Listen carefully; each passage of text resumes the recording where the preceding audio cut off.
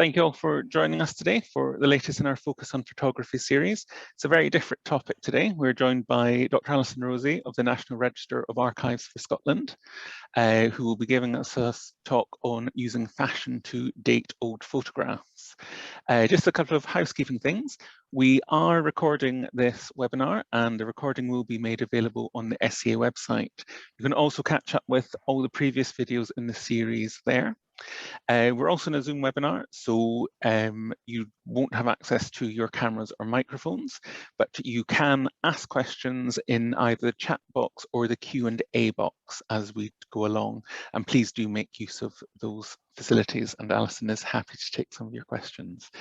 I should also apologise in advance that we are having slight technical difficulties this morning, which we haven't been able to resolve. So apologies for the way the presentation is appearing on the screen, but you will be able to see the images at least. So thank you all again very much for coming along, and I will now pass you over to Alison. Thank you, Alison. Okay, thanks, Robert. And good afternoon, everybody. Today I'm going to take you through some photographs, mainly of ordinary people, excuse me, and ordinary people not necessarily at the cutting edge of fashion. And I'll be showing you how people's dress has changed over time and pointing out some of the key things to look out for when trying to date a photograph. And I'll not be covering the 1950s, but this photograph was too good not to show. And it shows how ordinary people, our ancestors, did not generally look like fashion plates. And I'm just putting 3 photos up on the screen. And these are photos because photographs can often trip you up. And these 3 photographs are not exactly what they might appear to be. So have a look at them, and I'll be returning to them at the end of my talk. Now, where the photographs in my presentation today are not credited, this means that they have come from various private collections. I'm also very grateful to the Wick Society for allowing me to use numerous photographs from the wonderful Johnston collection. Now, I'll be arranging my talk by decade, so fashion changes do not fall neatly into each decade. And I'll also be focusing mainly on women's clothing, which was much more responsive to changes in fashion than men's clothing. So this slide is really showing 3 photographs, and they're tricks really. They're not what they might appear to be, and I shall come back to those at the end of the talk.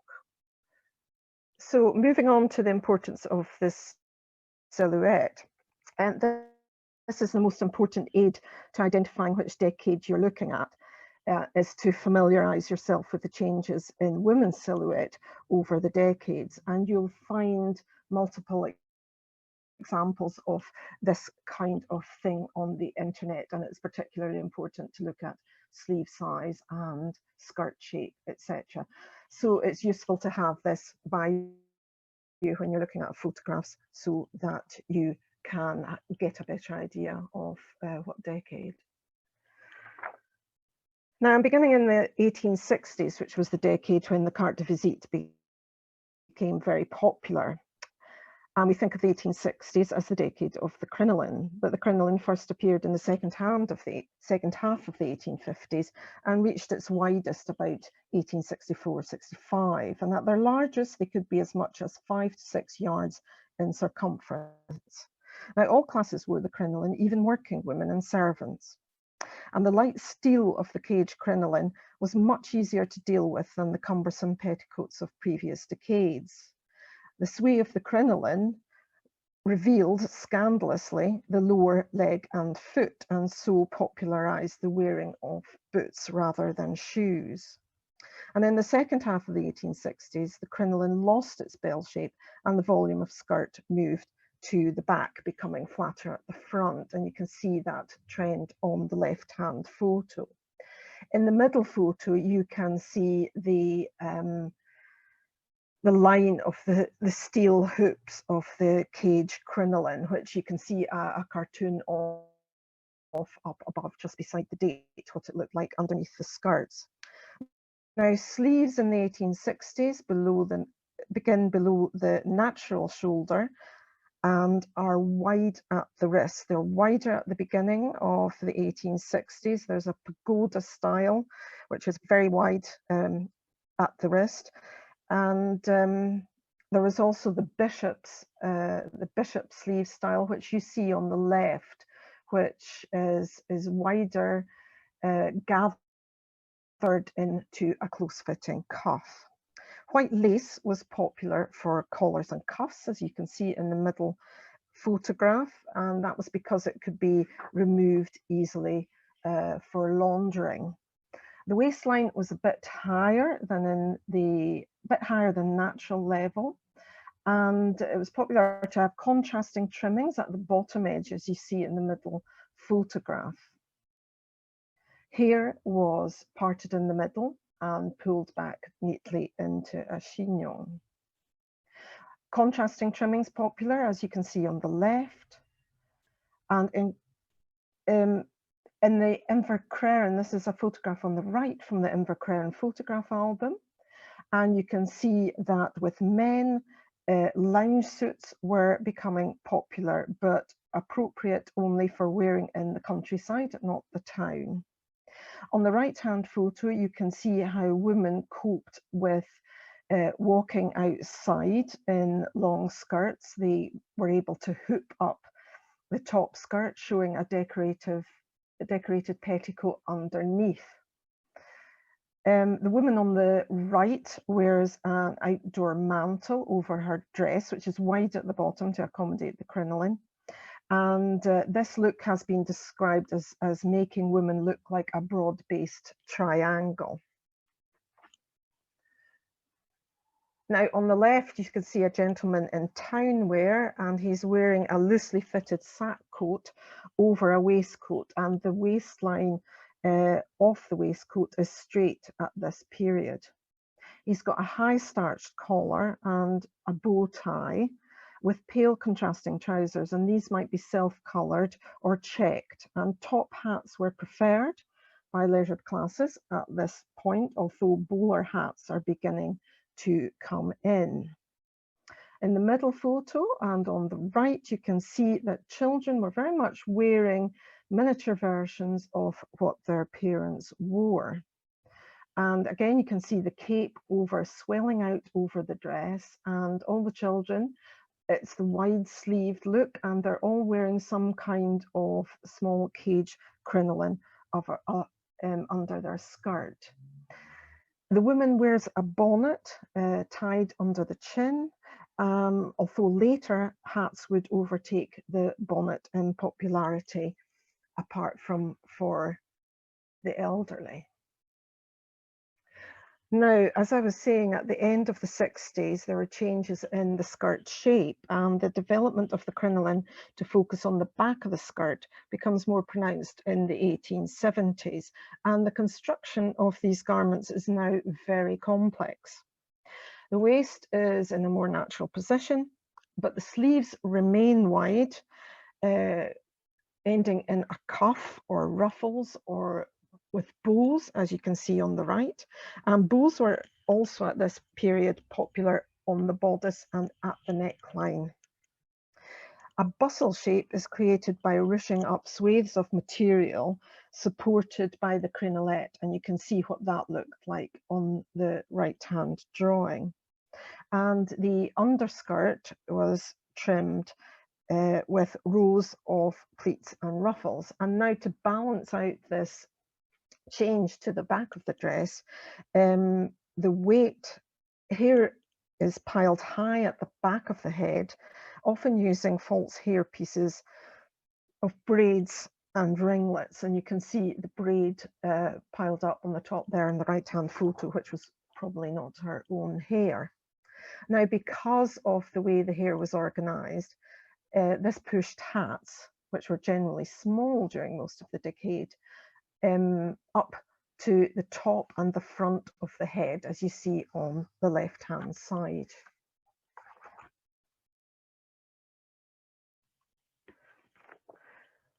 Now, on the left-hand image, It's a nice example from the mid-1870s showing how girls dressed like their mothers with the same apron style of bodice. That's the apron below the waist level, and the material pulled up at the back with the straight front and even a sign of a bustle on the left. And the length of skirt goes with the age of the child. The youngest on the right has the shortest skirt. The eldest girl in the middle has her hair up, which shows she's considered a young woman. And she also wears a velvet ribbon tied high round her neck, which was a popular fashion of the 1870s. And you can see it in the top photo in the middle. You can also see that velvet ribbon. And again, you can see the white lace at the collars and cuffs, which continues into this decade. Now, in the bottom photo of the man, although the frock coat was common at this period, this man is probably in a loose jacket with 4 buttons and braid trimmed, and a white shirt and the new 4-in-hand tie rather than the bow tie. And he's got a 4-button patterned waistcoat, which would be generally cut straight across at the waist. You can't quite see it. Now, fringe beards like this we associate with the 1850s and 60s, but they did continue into later decades, being worn by older men, a sort of continuation of their youthful look. And a clean-shaven face at this period was extremely rare. Now, in the later 70s, we see a slimmer profile coming in, as you can see on the right, and the bulk of the fabric moves down from the bustle area, well below the waist, down to the hips, and descending into a train on the right-hand image. And we're beginning to see a tight corseted look, so the sleeves are still wide.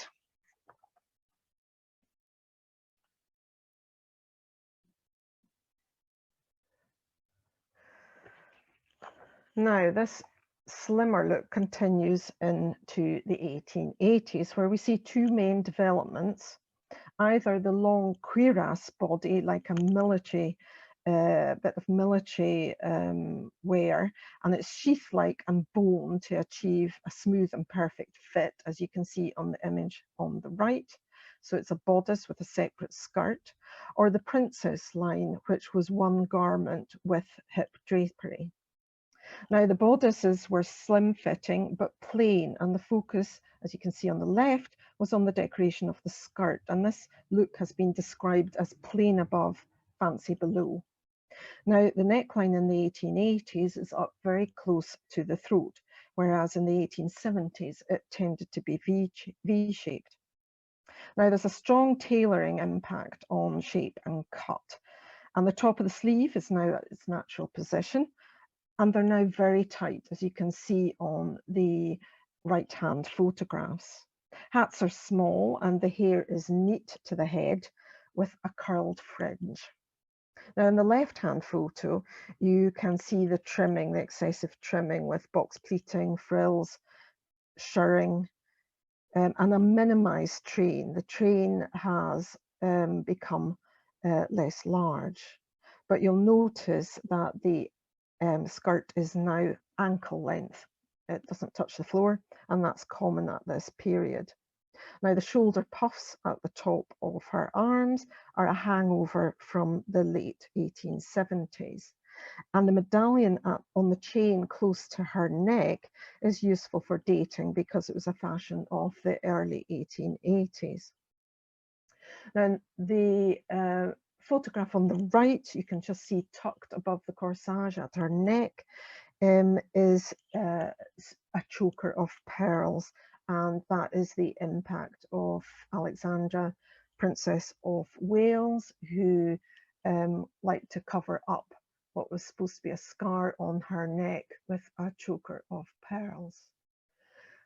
Now, if we move to later in the 1880s, we see a change in the revival of the bustle. You can see on the right hand that the bustle juts straight out from the waist, and the style is plainer in the second half of the 1880s.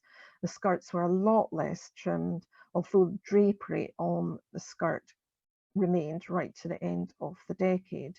And there were very many types of bustle or dress improver, like the one in the advert on the screen. At this date too, hair was beginning to be piled higher up on the top of the head. The children in the middle photo wear princess line dresses, which creates this column effect, and there's no waistline. The boys there wear knickerbocker suits, but with jackets and waistcoats, which is just imitation of what their father would wear.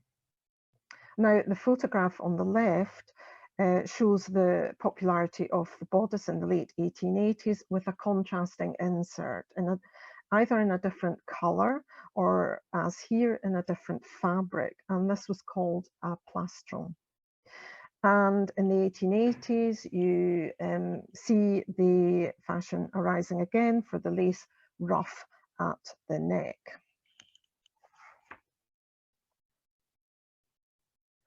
Now, these are two examples of, believe it or not, sportswear. Women were taking part more in golf and tennis, and in the 1880s and 90s, they're beginning to do more cycling. The photograph on the left is from the early 1880s, which is highly corseted. And the photograph on the right, the standing woman is showing a slightly looser style, which might have been more comfortable for playing tennis.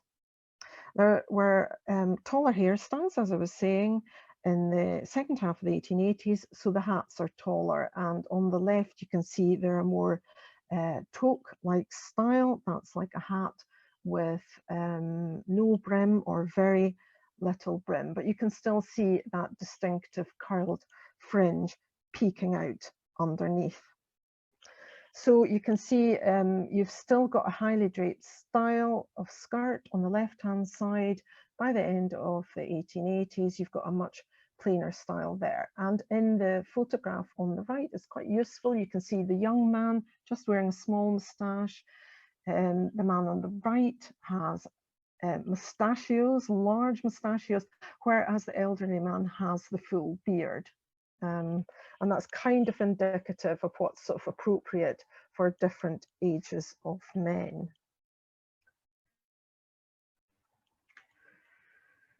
Now, when you move into the 1890s, the key features, and these are features which will continue for some time to come, is first of all, what you see on the right is what's called the tailor-made. And that's a suit of matching skirt and jacket worn over a blouse. And the shirt waist or blouse, as you see in the middle, which could be very plain and masculine looking with a high neck and collar and tie, as you see here, or with lace embellishment. This is the period of the rise of what was called the new woman, who was working and independent. And so you see in the 1890s, the introduction of clothing, which had more simple lines than we've seen before. The clothing was less restrictive, and it was designed for active young women who were working, perhaps going to university or playing sport. Now, capes were very popular, as you can see on the left, and they were often with fur or braiding. And there's the width or broadness that you can see there was all designed to emphasize a small waist.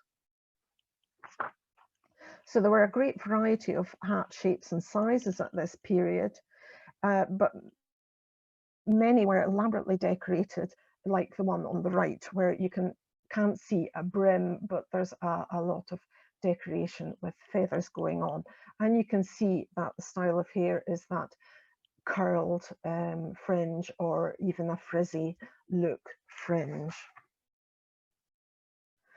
Now, these are 3 photographs showing the same woman, and it shows the development in the sleeve shape over the 1890s, which is quite crucial to identifying date.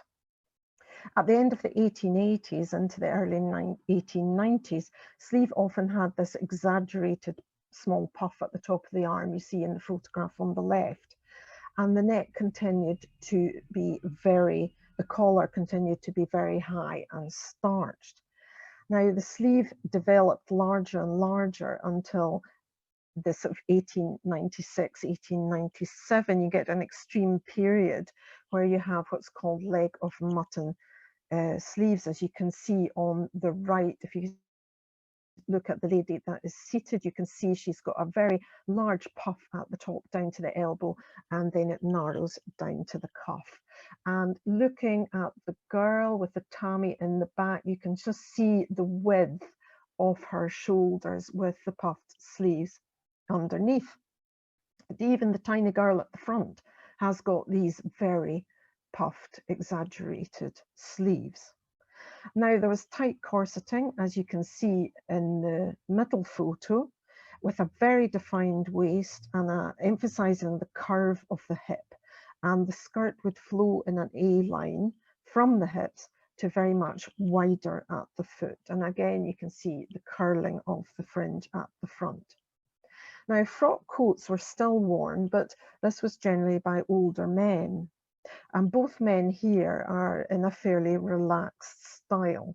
The man on the left in a lounge suit, and the man on the right in a Norfolk jacket and knickerbockers, which was very popular for men and boys at the time. And the bowler hat was extremely popular, but also the bonnet for men of all classes. It's something we think perhaps of a working class style, but at this period it extended through all classes. Now, heavy moustaches, as you can see on the left, were quite popular for men at that period. And if you look at the on the right hand photo, you can see that the man and some of the boys are wearing gaiters as well.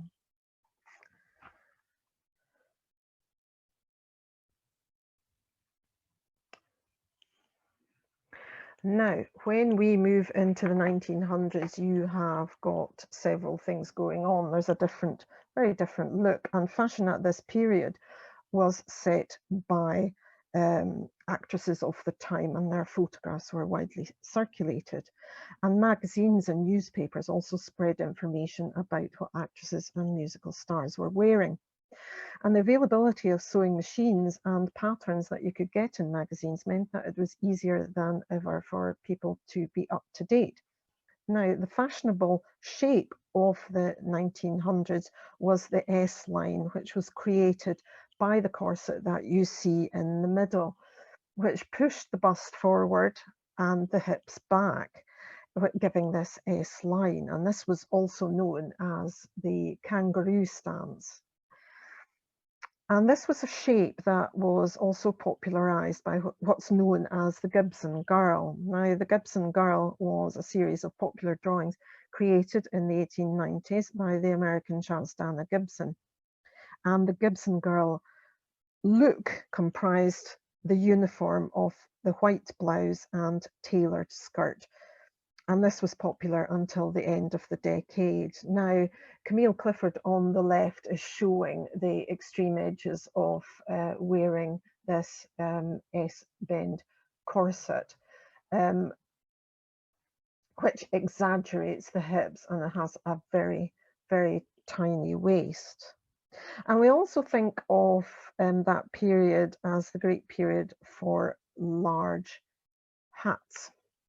And on the right, you've got the Merry Widow hat, which was created for the Merry Widow play, which appeared in 1907. And the hat itself was designed by Lucille and was much copied and imitated. And we'll be seeing some large hats in a moment.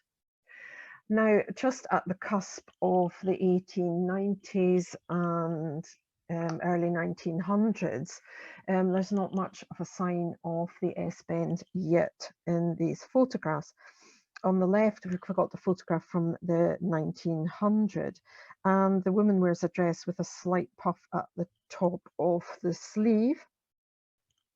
And puffs and flourishes like this were all that survived of the leg of mutton sleeve of the 1890s.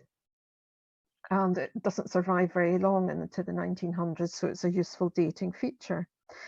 The youngest boy, sitting on his father's knee, is in a sailor suit top, but he hasn't been breeched, which usually took place between 3 and 6. The older boys wear Norfolk jackets, Eton collars, and knickerbockers again.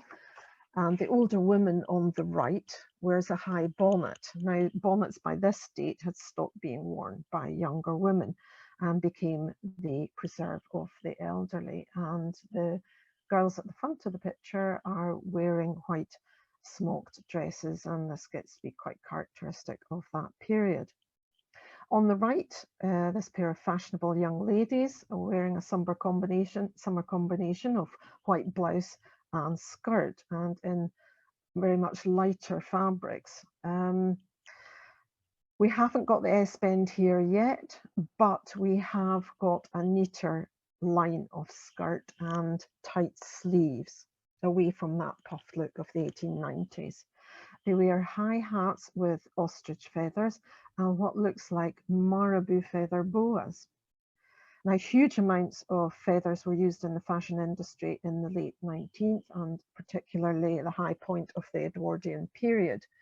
And protest movements against the trade grew in the 1890s and 1900s, and eventually leading to the banning of the trade and the formation of the Society for the Protection of Birds in 1904.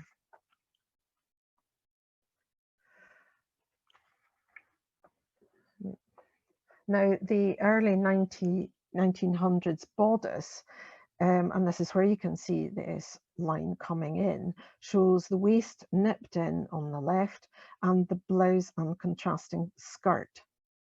The sleeves a lot narrower than in the 1890s, but still swelling at the top towards and down towards a tight cuff. And the puffed, you'll notice the puff at the front. There's a lot of material at the front of the shirt. And there was a lot of padding sometimes underneath the shirt to support that look. The hair was parted in the middle and swept up, and sometimes this was over pads known as rats to support this fullness.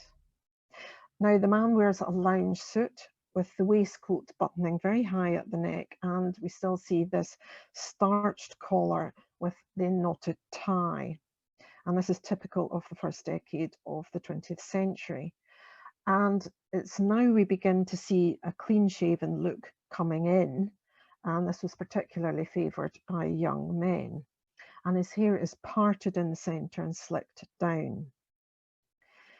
Now, in the middle photo and on the right, you can see that it varied very much with the blouse, how plain or how embellished it was with lace. And you can see in the middle still the popularity of the choker of pearls and the big summertime hat over the bouffant hair.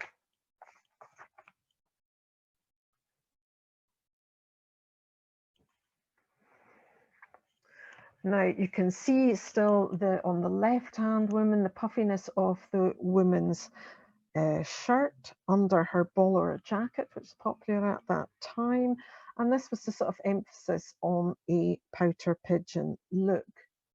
The boys, they're still wearing the knickerbocker suit and Eton collar.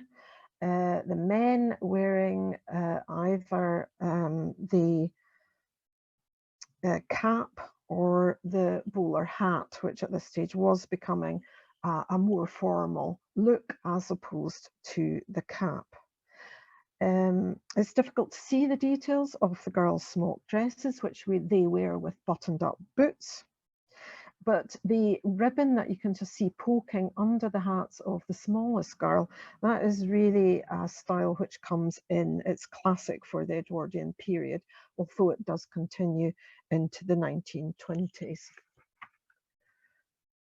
Now, once we go into the 1910s, we can see the impact of that Merry Widow hat with a very much bigger hat.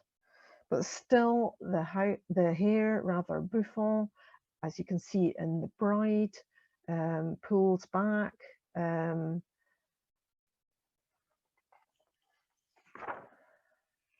the elderly woman at the back, she wears a much smaller hat.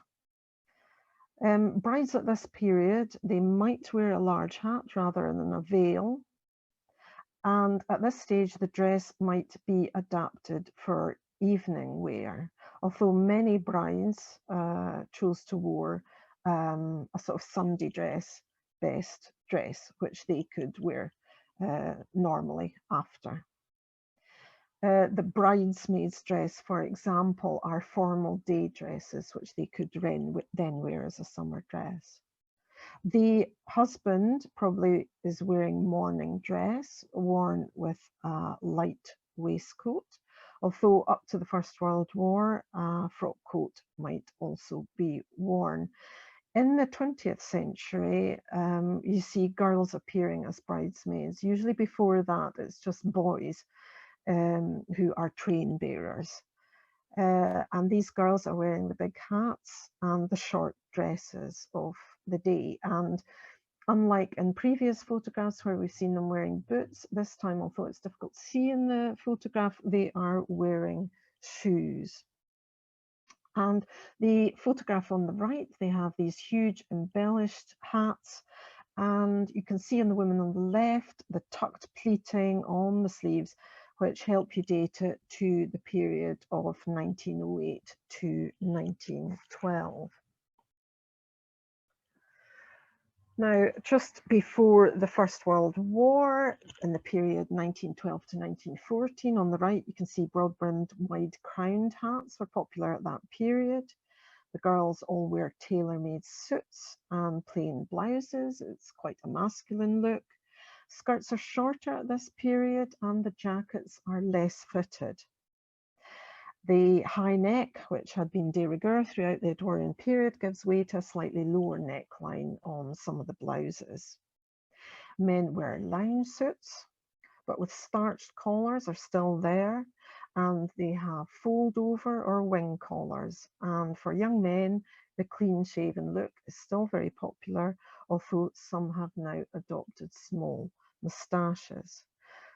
On the left, there's a trend in the years leading up to the First World War of a narrower aesthetic, which gives a much neater appearance, and the dress, although you can't see it here, is usually shorter in length.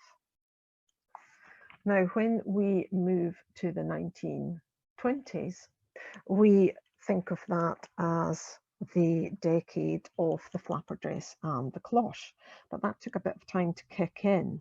Hems went up and down during the decade, and they were at their highest in the mid-1920s.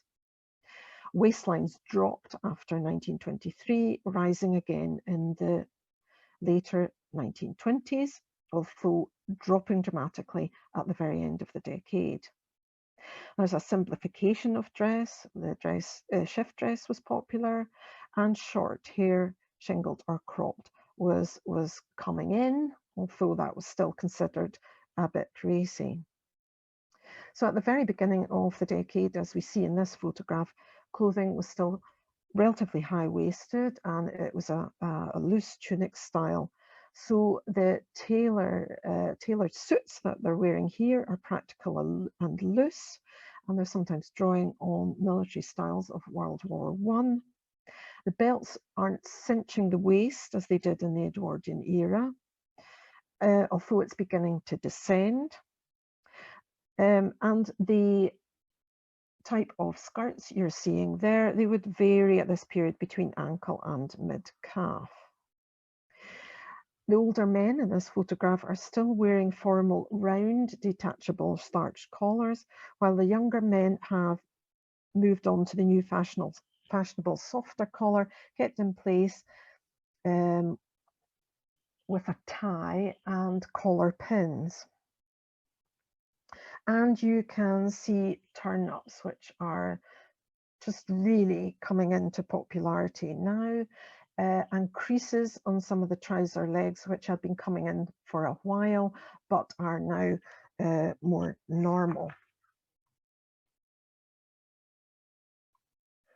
Now, here you can see three very different styles from the 1920s, and some styles lingered on among the less fashionable, and particularly with this older man on the left. Now, the Johnson collection, they have information on when prints were ordered, and this one is dated 1921. It's really a pre-war look, although being an older woman, it's not impossible that she kept that look on, and it looks very much like mourning rather than a white blouse. She is wearing a dark blouse, and it looks as if she's wearing jet jewellery there. In the middle, we have the very modern 1920s girl with her hair bobbed, short-sleeved top, and what is called a jazz bangle on her arm. And she's wearing what looks like a shorter shift dress in two different materials. And on the right, we're looking at the late 1920s. The cloche hat first appeared in 1919, and it grew in popularity, and towards the end of the decade, cloches were pulled well down over the eyes with a very small brim as seen here. And you can see that their suits are quite loose, and they've got a long V-shaped, which is typical of that period of the 1920s.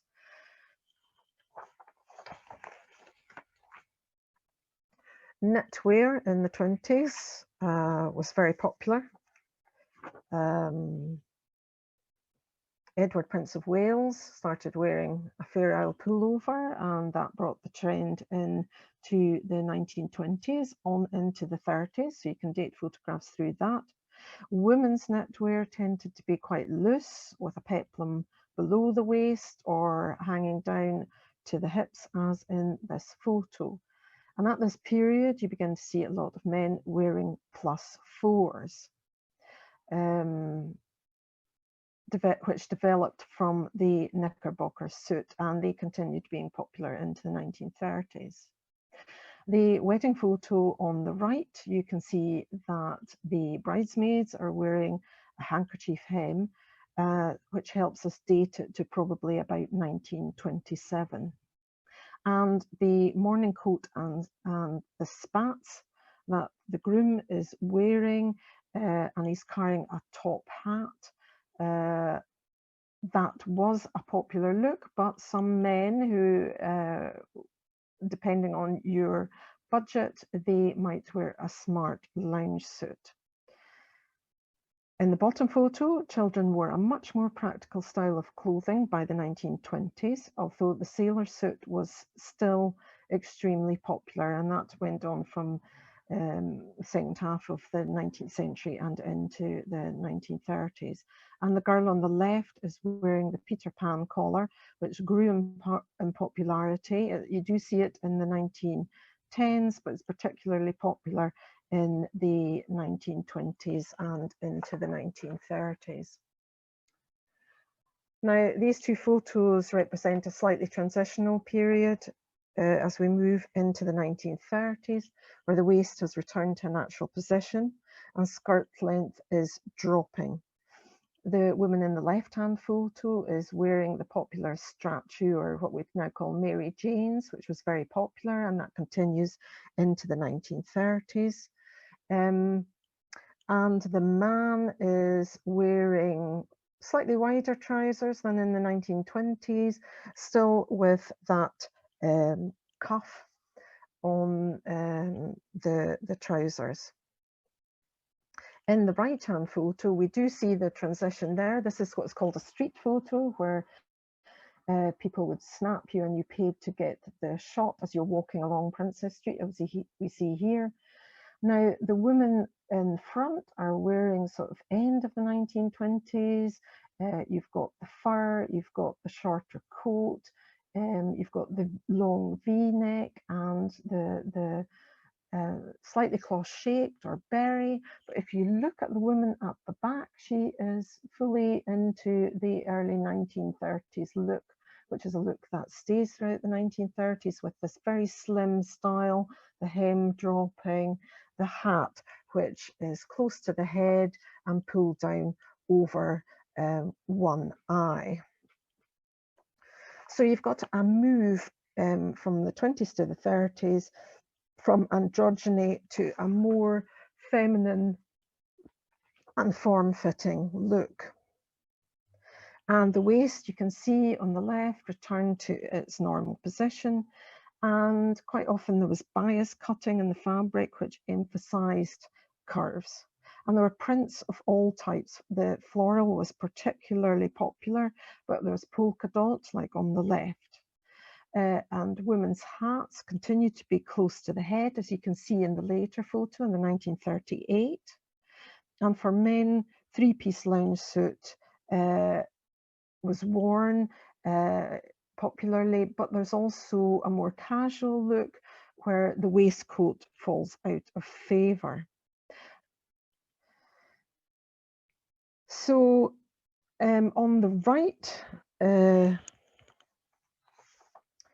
we've got the narrower jacket and trousers of the 1920s has given way to a wider silhouette and wider trousers of the 1930s. And you see a lot of felt hats like the men are wearing in the photograph on the right.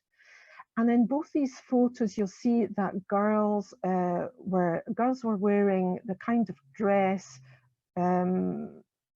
that you see in the 20s, but they're also drawing on fashions that were popular with the princesses Elizabeth and Margaret, which were popularized in magazines and newspapers. And because they could be run up quite easily by sewing machine, this is the look that you see in the 1930s, and like the little coat of the girl in the right-hand photo. And coats, you begin to see the shoulders are getting broader in the 1938 photo on the right-hand side. You begin to see the padded shoulder becoming much more prominent. It's there during the 30s, but by the end of the decade, it's becoming a lot more prominent, and you've got much wider lapels coming in. So in summary, what you're looking for, or what features you should concentrate on when you're looking at photos are for the women, looking at the silhouette, the sleeve shape, where the waistline is positioned, how long the skirt is, the style of hat, how the hair is shaped on the head, and what kind of boots or shoes there are. With the men, it is more difficult. You're looking at hair and facial hair, the style of hat, the jacket shape, particularly the shape of the lapels, the height of the lapels, and the style of shirt collar. Now, I said I'd be coming back to these three photographs. When I first, some time ago, saw a photograph like the one on the left, I thought it was a group of variety entertainers, but what you're seeing is what's called hospital blues, and it's the uniform that was worn in the First World War for soldiers who were in hospital, and when they went out of the hospital, they always wore this uniform and could be identified as such. Sometimes you see these photos and they are wearing a military cap or with other soldiers who are wearing uniforms, so that makes it easier to identify.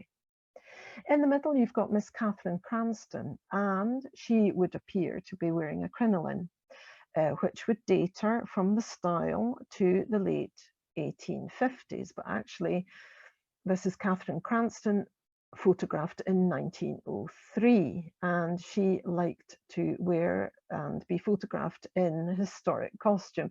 So if you're looking at this photograph, you might think it's the late 1850s, 1860s, but actually it's the early 1900s.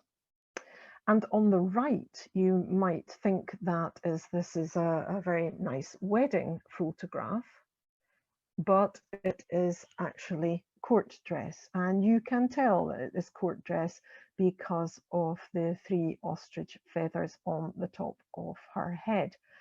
Now, this is classic Edwardian hair piled up high on the head and the 3 ostrich feathers.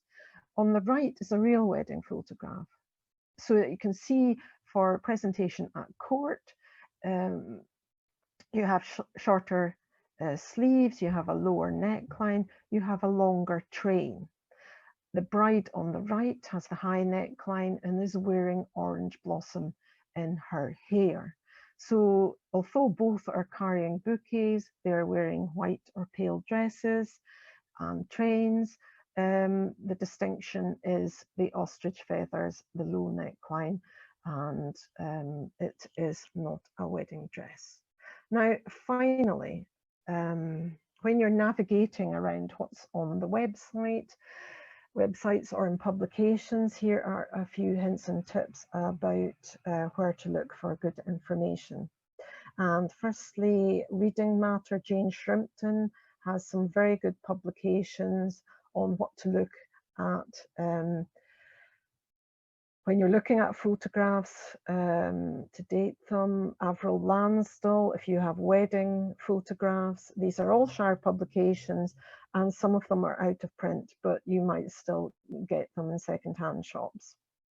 Alison Gernsheim is very useful, a survey of Victorian Edwardian fashion, and she has got lots of photographs.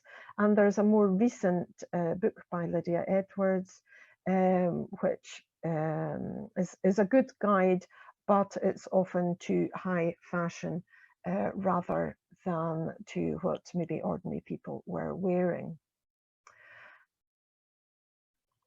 I didn't touch on military uniforms. That's a whole special area. There are books out there, and there is some information online, but it's a very specific thing where you need to know the badges and regimental colours, etc. For websites, I've listed some there which are really useful, and I know this talk will be put on the SCA website, so you'll be able to find the information there. At the foot is the Johnston collection. It's a really wonderful collection, as you'll have seen from some of the photographs, particularly for the 19th century. And the benefit is that you can search the photographs by decade. They haven't always got their date, but where they are dated, that will give you some good hints and tips. So thank you very much. Thank you very much, Alison. That was super. Just even from the image selection alone, that really was wonderful. So please, if you do have any questions for Alison, if you could drop them into the chat box, we will get to them. I actually have one, and it is about the Johnston collection itself. I mean, that is a remarkable collection of images, and it is of Wick and Caithness people, I'm assuming. Is there, and I may be showing prejudice here, Alison, I do apologise, but is there a time lag in fashion sort of reaching somewhere as far north as that? And what is that sort of distance in, say, sort of fashions that are appearing in London and then sort of appearing in Wick? That's a very interesting question, Robert, and it's one I've been thinking a lot about when I've been looking at these images. Unless I did research, it's quite difficult to say. But you've got to remember, in the late 19th century, there was a lot of money in Wick. because it was the herring boom. So there were clearly there people who could afford very up-to-date clothing.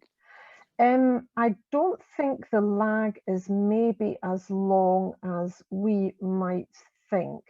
They're not going to be high fashion, but they are reflecting good fashion trends, in the sense they are picking them up relatively quickly. And it does speed up towards the end of the period, when you get more magazines and newspapers. And newspapers are magazines which have patterns as well. And as I was saying, the trend gets, the line gets a lot easier to replicate for tailors, for instance. And then as the line gets simpler into the 20th century, then people can do it from home. Also in the 20th century, you get more ready-mades. That's another thing that, and that can be very responsive to what's happening in high fashion, as we know today, when it gets faster and faster. So to answer your question, it is quite difficult to see how quickly, in terms of chronology, they were able to respond. But I don't think the lag is really as much as we might think.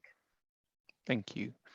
A good question coming from Claire. Given financial constraints, how much did fashions change for ordinary people? How much weight was given to making sure you were in fashion? Well, I think with I'd firstly say that with the crinoline, the fact that, you know, servants, we know servants wore it. We know people working in factories wore it because there were instances where they got caught in machinery. So it was quite widespread, that fashion. I would say that later on, the more ruffs and puffs and flounces and different fabrics in one outfit, like you see in, say, the 1870s or the Edwardian period, the more difficult it was for people to keep up with changes. So for practical purposes, say most working people would dress more plainly and dress more darkly. And that's not to say they might, depend on your situation, have a best dress which was more colourful, lighter fabric, etc. But I mean, particularly in the Edwardian period, there was a lot of complaints in the period about just the sheer expense. If you're to stay fashionable, it was an extremely expensive business. So for most people, they would wear a toned down version, and that's why they dated with the plain skirt was such a versatile and cheaper option for women, particularly. Thank you. Two slightly more specific resources, one particularly on men's hats and the other on religious garb, if there's any specific sources you could recommend for those two types.